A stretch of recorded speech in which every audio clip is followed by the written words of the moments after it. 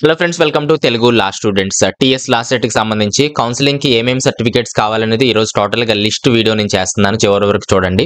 అయితే నోటిఫికేషన్ ఎలా వస్తుంది అని చాలా మంది అడుగుతున్నారు. సో ఈ విధంగా వస్తుందండి. మీరు చూస్తుండేది నోటిఫికేషన్ అంటే కౌన్సిలింగ్ కి సంబంధించింది. లాస్ట్ ఇయర్ ఇది. ఈ సంవత్సరం కూడా మామూలుగా అయితే నవంబర్ లో అయితే నోటిఫికేషన్ రావడం, ఈ సంవత్సరం ఏమన్నా ముందు లేదా నవంబరే అవుతుందా అనేది కూడా తెలియాల్సి ఉంటుంది. అయితే ఎందుకు లేట్ అవుతుందంటే, ఇప్పుడు లేటెస్ట్ బ్యాచెస్ ఎవరైతే ఉన్నారో వారికి సర్టిఫికేట్స్ రావాలంటే డిగ్రీ కానీ ఇంటర్మీడియట్ కానీ సర్టిఫికేట్స్ రావాలంటే ఒక 2-3 నెలలు టైం పడుతుంది. అందుకనే లేట్ అవుతూ ఉంటుంది. వాళ్ళకి త్వరగానే సర్టిఫికేట్స్ వచ్చేసినట్లయితే, అలాగే అందరికీ కూడా ఫైనల్ సెమిస్టర్లు ఎవరైతే ఉన్నారో వాళ్ళకు కూడా ఎగ్జామ్స్ ఫినిష్ అయిపోయి అలాగే రిజల్ట్స్ ఇవన్నీ వచ్చేసినట్లయితే త్వరగానే కండక్ట్ చేయడం అయితే జరుగుతుంది. కాబట్టి లేట్ అవడానికి అదొక మెయిన్ రీజన్. అయితే ఈ విధంగా వాళ్ళు ఆ స్కెడ్యూల్ రిలీజ్ చేయడం జరుగుతుంది. వెబ్ బేస్డ్ కౌన్సిలింగ్ అని చెప్పి టోటల్ గా ఆన్లైన్ లోనే జరుగుతుంది. అయితే నిన్న చెప్పుకున్నట్లుగా ఎన్సీసీ, సిఏపి, పిహెచ్, స్పోర్ట్స్ ఎవరైతే స్పెషల్ కేటగిరీ అంటారో వీళ్ళకి ఏంటంటే ఫిజికల్ వెరిఫికేషన్ అయితే జరుగుతుంది. వీళ్ళు మీ సర్టిఫికేట్స్ అన్ని కూడా పట్టుకెళ్ళి వాళ్ళు కింద ఒక మెన్షన్ చేస్తారు, ఒక సెంటర్, అక్కడికి ఆ డేట్ ప్రకారం వెళ్ళాలి. అది కూడా మీకు చూపిస్తాను. సో ఈ విధంగా నేను మొత్తం డీటెయిల్ గా చేయాలనుకోవట్లేదు, జస్ట్ మీకు ఇన్ఫర్మేషన్ ఇస్తాను. కింద సర్టిఫికేట్స్ కూడా ఇస్తారు, అక్కడికి వెళ్దాం మనం ఫాస్ట్ గా. అయితే ఫస్ట్ ఈ స్కెడ్యూల్ ఒకసారి చూద్దాము. ఇష్యూ నోటిఫికేషన్ అంటే కౌన్సిలింగ్ సంబంధించిన నోటిఫికేషన్ ఈ విధంగా ఇస్తాడు. Registration come verification. కాబట్టి రిజిస్ట్రేషన్ తో పాటు మీ సర్టిఫికేట్స్ అన్ని కూడా అప్లోడ్ చేయాల్సి ఉంటుంది రిజిస్ట్రేషన్ లోనే భాగంగానే. కాబట్టి 14 నుంచి 21 తారీఖు వరకు అని చెప్పి ఈ డేట్ న మీరు రిజిస్ట్రేషన్ ప్లస్ సర్టిఫికేట్స్ అనేది అప్లోడ్ చేయాల్సి ఉంటుంది. తర్వాత వాళ్ళు వెరిఫికేషన్ చేస్తారు. తర్వాత ఫిజికల్ వెరిఫికేషన్ అన్నాడు స్పెషల్ కేటగిరీ వాళ్ళకి. అలాగే displayed list of verified candidates. ఏదైతే మనం సర్టిఫికేట్స్ అప్లోడ్ చేసామో దానికి సంబంధించిన రిజల్ట్స్ ఈ విధంగా ఈ రోజున మనం చెక్ చేసుకోవాలి. ఒకవేళ క్వాలిఫై అయినట్లయితే వెబ్ ఆప్షన్స్ పెట్టుకోవడానికి అవకాశం ఉంటుంది అనమాట. పేజ్ 1 కి సంబంధించి పేజ్ 2 కూడా ఉంటుంది. మళ్ళీ నోటిఫికేషన్ వాళ్ళు రిలీజ్ చేస్తారు, తర్వాత వీడియోలో నేర్చుకుందాం. తర్వాత ఈ డేట్ నుంచి ఈ డేట్ వరకు మనము కాలేజెస్ సెలెక్ట్ చేసుకోవాలి. ఆన్లైన్ లోనే సెలెక్ట్ చేసుకోవాల్సి ఉంటుంది. అన్ని కాలేజెస్ సెలెక్ట్ చేసేసుకోవచ్చు మనము. తర్వాత దానికి సంబంధించిన ఎడిటింగ్ ఏదైనా ఎడిట్ చేసుకోవాలంటే 1 డే టైం ఇస్తాడు, ఎడిట్ చేసుకోవచ్చు కాలేజెస్ సెలక్షన్స్ లో ఏమన్నా పొరపాట్లు జరిగినట్లయితే.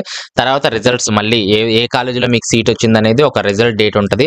ఆ రిజల్ట్ డేట్ న మీరు అలాట్మెంట్ ఆర్డర్ అనేది డౌన్లోడ్ చేసుకోవాల్సి ఉంటుంది. తర్వాత మనకి ఈ డేట్ న ఆ ఒరిజినల్ సర్టిఫికేట్స్ తో పాటు కాలేజ్ లో మనం రిపోర్ట్ చేయాల్సి ఉంటుంది. ట్యూషన్ ఫీజు కూడా లాస్ట్ ఇయర్ అయితే డైరెక్ట్ గా బ్యాంక్ వెళ్లకుండానే మన క్రెడిట్ ఆర్ డెబిట్ కార్డ్స్ లోంచి పే చేసే విధంగా వాళ్ళు చేయడం జరిగింది. ఈ సంవత్సరం కూడా అలాగే చేయొచ్చు. కాబట్టి ఆ సర్టిఫికేట్స్ అన్ని తీసుకెళ్లి వెళ్ళొచ్చు. తర్వాత మనకు ఈ 4వ తారీఖు నుంచి క్లాస్ వర్క్ అనేది స్టార్ట్ అవుతుందని చెప్పి వాళ్ళు ఇవ్వడం జరిగింది. ఈ విధంగా స్కెడ్యూల్ డీటెయిల్ గా ఇస్తారు, దాన్ని ఫాలో అయితే సరిపోతుంది. మన వీడియోస్ కూడా వస్తుంటాయి కాబట్టి పెద్ద ప్రాబ్లం ఏమి ఉండదు, అంత టెన్షన్ పడాల్సిన అవసరం అయితే లేదు. కిందకు వచ్చేసినట్లయితే మనకి ఇంకా ఎలాగో ఎలిజిబిలిటీ క్రైటీరియా ఇవన్నీ కూడా రూల్స్ అండ్ రెగ్యులేషన్స్ అన్ని కూడా ఇచ్చేస్తాడు. తర్వాత హెచ్ఎల్సి అంటే స్పెషల్ కేటగిరీకి సంబంధించి ఒక సెంటర్ ఇస్తారని చెప్పాను కదా, హెల్ప్ లైన్ సెంటర్ అంటారు. కేవలం స్పెషల్ కేటగిరీకి సంబంధించిన వాళ్ళే వెళ్ళాలి.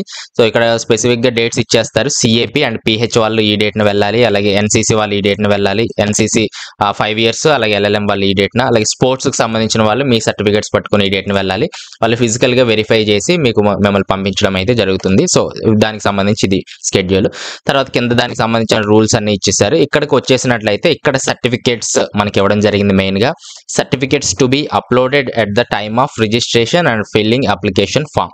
కాబట్టి ఈ విధంగా సుమారు 15 సర్టిఫికేట్స్ అయితే ఇక్కడ చెప్పడం జరిగింది. ఇవన్నీ కూడా మనం తీసుకు వెళ్లాల్సి ఉంటుంది. అయితే నేను వీటన్నిటి కొంచెం ఇక్కడ ఎక్కువ లెంత్ ఇచ్చారు, కొంచెం కన్ఫ్యూజ్ అవుతారని చెప్పి నేను సపరేట్ గా ఏ సంవత్సరానికి ఆ సంవత్సరం ప్రిపేర్ చేసి మన టెలిగ్రామ్ గ్రూప్ లో పెట్టేస్తాను. మీరు ఇవన్నీ చెక్ లిస్ట్ లాగా చేశారనమాట. 15 క్లియర్ గా ఉంటాయి. మీరు చూసుకొని మీ దగ్గర ఉన్నాయా లేవా అని చెప్పి మీరు చూసుకొని అన్ని లైన్ లో పెట్టుకోవచ్చు. దీన్ని ఎక్స్ప్లెయిన్ చేస్తాను. కొన్ని పాయింట్స్ అందులో నుంచి కూడా మనం చూద్దాము. అలాగే 2024 వచ్చిన తర్వాత కూడా నేను సర్టిఫికేట్స్ వీడియో చేస్తాను. ఇలాగే చెక్ లిస్ట్ కూడా చేసి టెలిగ్రామ్ గ్రూప్ లో అయితే పెడతాను. జస్ట్ ఒకసారి చూడండి. ఇది TS LAWCET PGLCET 2023 admissions certificates to be uploaded at the time of registration టైంలో ఇవన్నీ కూడా అప్లోడ్ చేయాల్సి ఉంటుంది. మీరు రెడీ చేసి పెట్టుకోవాలి. ఒకవేళ ఒరిజినల్స్ లేకపోయినట్లయితే కలర్ జిరాక్సెస్ అన్న ఉన్నట్లయితే, అంటే ఒరిజినల్ లాగా కనిపించేవి ఉన్నట్లయితే అవి పెట్టుకొని ఉండండి. కాకపోతే ఒరిజినల్స్ పక్కాగా ఉండాలి. జాయినింగ్ టైంలో మళ్ళీ వెరిఫికేషన్ అయితే వాళ్ళు చేయడం జరుగుతుంది. కాబట్టి ఇది నోట్ చేసుకోండి. ఫస్ట్ ఏంటంటే TS LAWCET PGLCET rank card and hall ticket ఈ రెండు కూడా జిరాక్స్ కాపీస్, అంటే జిరాక్స్ అయినా కలర్ అయినా సేమ్ ఉంటాయి కాబట్టి జిరాక్స్ కాపీస్ సరిపోతాయి, అవి తీసి పెట్టుకోవాలి. తర్వాత memorandum of SSC or equivalent అంటే మార్క్స్ మెమో ఉంటుంది, 10th మార్క్స్ మెమో, అలాగే ఇంటర్మీడియట్ మార్క్స్ మెమో. అలాగే ఇక్కడ ఇంటర్మీడియట్ మీద అప్లై చేసి 5 years వాళ్ళు ఉన్నారు కదా, వాళ్ళకి ఇంటర్మీడియట్ వరకు సర్టిఫికేట్ సరిపోతాయి. ఎవరైతే డిగ్రీ అప్లై చేస్తున్నారో వాళ్ళకి 10th ఉండాలి, ఇంటర్మీడియట్ మార్క్స్ మెమో ఉండాలి, డిగ్రీ మార్క్స్ మెమో ఉండాలి, గుర్తుపెట్టుకోవాలి. డిగ్రీ ఓడి అంటారు, అలాగే ప్రొవిజనల్ సర్టిఫికేట్ అంటారు. ఈ ప్రొవిజనల్ సర్టిఫికేట్ ఏంటంటే మీరు ఎగ్జామ్ పాస్ అయిపోయిన తర్వాత త్వరగా 1 మంత్‌లోనే ప్రొవిజనల్ వచ్చేస్తది. అంటే షార్ట్ మెమో లాగా ఉంటది కదా, అలా షార్ట్ మీరు పాస్ అయినట్టుగా. అలాగే ఓడి అంటే ఏంటంటే మీరు పాస్ అయిన 2, 3 నెలలకి ఓడి ఒరిజినల్ డాక్యుమెంట్ సర్టిఫికేట్స్ అనేది రావడం జరుగుతుంది. అవి కొంచెం లేట్ అవుతా ఉంటాయి. ఆల్రెడీ ఓల్డ్ బ్యాచెస్ ఎవరికైతే ఉన్నాయో వాళ్ళ దగ్గర ఓడి ఉంటది, ప్రొవిజనల్ ఉంటది. ఈ రెండిట్లో మీరు ఏదో ఒకటి అప్లోడ్ చేయొచ్చు. లేటెస్ట్ బ్యాచెస్ ఎవరైతే ఉన్నారో వారు ప్రొవిజనల్ సర్టిఫికేట్ పీసీ అంటారు, అది అప్లోడ్ చేసినా ప్రాబ్లం లేదు. కాబట్టి మాక్సిమం ఓడి అప్లోడ్ చేయడానికి అయితే మీరు ట్రై చేయండి. కాబట్టి అర్థమైంది కదా, 3 ఇయర్స్ 5 ఇయర్స్ ఎల్ఎల్ఎం వాళ్ళు కూడా, అంటే ఎవరైతే ఆల్రెడీ ఎల్ఎల్బి చదివేసి ఉన్నారో వాళ్ళు ఎల్ఎల్ఎంకి అప్లై చేస్తారు. కాబట్టి వాళ్ళు 10th ఇంటర్మీడియట్ డిగ్రీ ఎల్ఎల్బి కూడా వాళ్ళ సర్టిఫికేట్స్ అనేది అప్లోడ్ చేయాల్సి ఉంటుంది. మెయిన్గా మార్క్స్ మెమో ఒకటి, ప్రొవిజనల్ లేదా ఓడి ఇవి అప్లోడ్ చేయాల్సి ఉంటుంది. పెద్ద కన్ఫ్యూజ్ ఏమీ లేదు.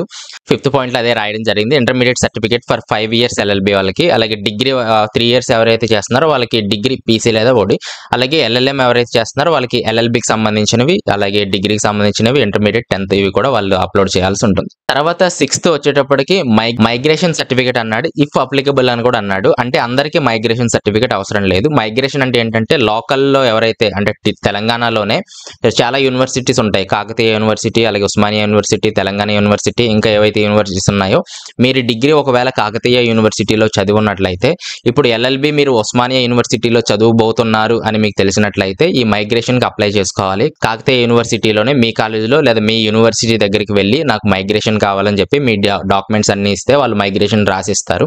అది పట్టుకొని మీరు ఎక్కడైతే జాయిన్ అవ్వబోతున్నారో అక్కడ ఇవ్వాలి. అంటే ప్రస్తుతానికి ఇది అవసరం లేదు. మీరు జాయిన్ అయిన తర్వాత, అంటే మీకు ఎక్కడ సీట్ వస్తుంది అనేది ఇప్పుడు తెలియదు కాబట్టి, ఎక్కడ సీట్ వచ్చిందో అర్థమైన తర్వాత జాయిన్ అయిన తర్వాత కూడా మీరు ఇవ్వచ్చు. వాళ్ళు కాలేజీలో అడుగుతారు. అప్పుడు అసలు మైగ్రేషన్ సర్టిఫికేట్ ఎందుకంటే సెమిస్టర్ ఎగ్జామ్స్ జరుగుతున్నప్పుడు ఎగ్జామ్ ఫీ అనేది వాళ్ళు పే చేసుకుంటారు. ఈ సేమ్ యూనివర్సిటీలో డిగ్రీ చదివి ఎల్ఎల్బి చదివినట్లయితే ఈ ఫీజు అనేది కొంచెం తగ్గుద్దండి. లేకపోతే అదర్ యూనివర్సిటీలో డిగ్రీ చదివి ఇప్పుడు చదువుదామంటే కొంచెం పెరుగుతుంది, అంతే ఒక 500-600 పెరుగుద్ది తప్ప అంత ఎక్కువ కాదు.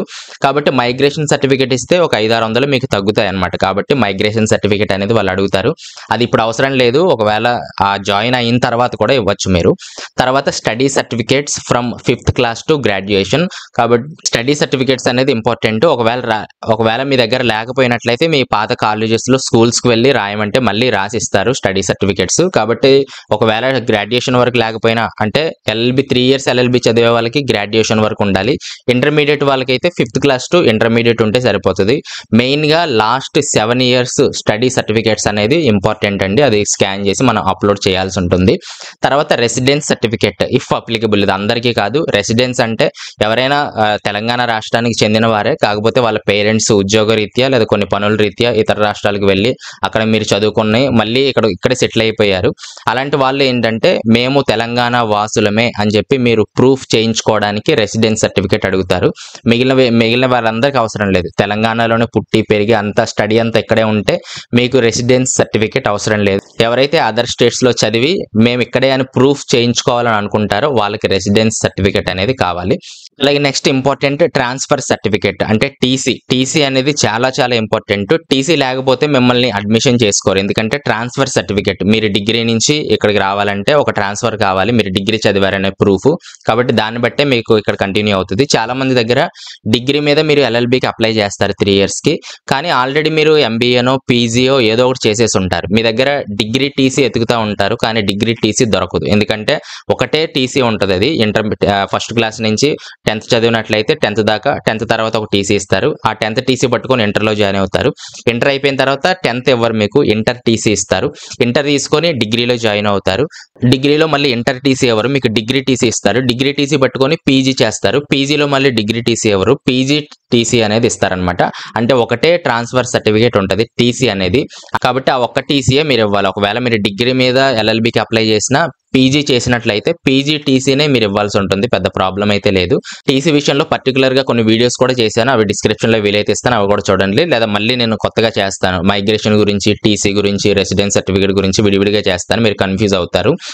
తర్వాత latest caste certificate BC SC ST candidates కి ఇఫ్ అప్లికబుల్ అన్నారు. కాబట్టి ఎవరికైతే అప్లికబుల్ ఉన్నారో బీసీ ఎస్సీ ఎస్టీ వాళ్ళు లేటెస్ట్ క్యాస్ట్ సర్టిఫికేట్స్ అయితే అప్లై చేయండి. అంటే 2014 తర్వాత ఉన్నవి కూడా మీరు ఇవ్వచ్చు. కాకపోతే లేటెస్ట్ ఇస్తే కొంచెం ఇంకా ఎవరు అడగడానికి సరిపోరు మిమ్మల్ని. కాబట్టి ఇప్పటి నుంచే మీరు క్యాస్ట్ సర్టిఫికేట్ అప్లై చేసుకోండి. 2014 తర్వాత ఉన్నా పర్వాలేదు, లేదా లేటెస్ట్ నేను సజెస్ట్ చేసేది ఏంటంటే లేటెస్ట్ ది అప్లై చేసుకోండి. అంటే 2024 సంవత్సరానికి అప్లై చేసుకుంటే ఇంకా తర్వాత ఈడబ్ల్యూఎస్ సర్టిఫికేట్స్ ఎవరైతే OC candidates 8 lakhs income below ఎవరికైతే ఉందో వాళ్ళు ఈడబ్ల్యూఎస్ అప్లై చేసుకోవచ్చు. కాబట్టి ఎవరికైతే అప్లికబుల్ ఉన్నారో వారు కూడా అప్లై చేసుకోండి. తర్వాత latest parental income certificate issued by MRO by govt. కాబట్టి ఇన్కమ్ సర్టిఫికేట్ అంటే 2 lakhs బిలో ఉండాలి, రేషన్ కార్డు ఉండాలి. రేషన్ కార్డు ఉంటేనే మనకి ఇన్కమ్ ఇస్తారు. కాబట్టి 2 lakhs బిలో ఎవరికైతే ఉందో వాళ్ళు రియంబర్స్మెంట్ కి అర్హులు. అలాంటి వారు ఎవరైతే ఉంటే వారు లేటెస్ట్ ది అంటే 2024 సంవత్సరం సంబంధించిన ఇన్కమ్ సర్టిఫికేట్ అయితే అప్లై చేసుకోండి.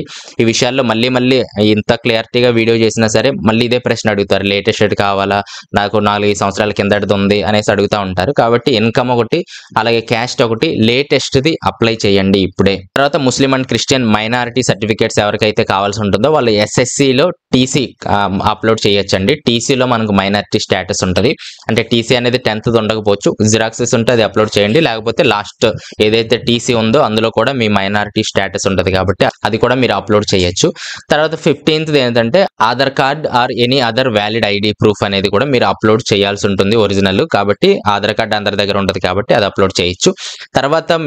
తర్వాత నోటిఫికేషన్ ఇచ్చిన లిస్ట్ లో మనం ఒకటి చూసినట్లయితే ఇక్కడ నోట్ పాయింట్ అయితే మనకి ఇవ్వడం జరిగింది. ఇదేంటంటే candidates who have pursued degree outside Telangana state are required to submit equivalence certificate from any of the universities in Telangana.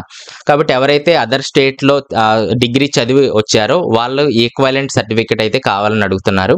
Equivalence certificate ఏంటంటే మీరు అదర్ స్టేట్స్ లో చదివిన ఆ సర్టిఫికేట్స్ పట్టుకొని ఉస్మానియా యూనివర్సిటీకి కానీ కాకతీయ యూనివర్సిటీ కానీ తెలంగాణలో ఏ అయితే యూనివర్సిటీస్ ఉన్నాయో అక్కడికి వెళ్ళినట్లయితే వాళ్ళు ఒక డీడీ తీయమని అడుగుతారంట. ఒక 2000 రూపీస్ మనం డీడీ పే చేయాల్సి ఉంటుంది వాళ్ళకి.